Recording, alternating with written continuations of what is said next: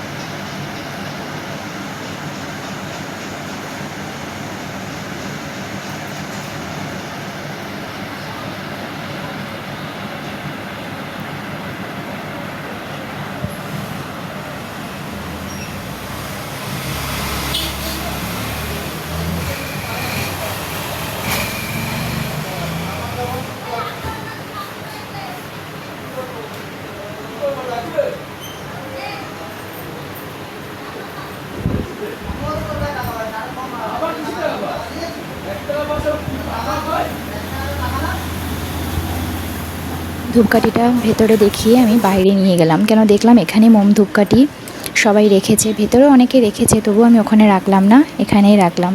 তা আমার পুজো দেওয়া কমপ্লিট হয়ে গেল।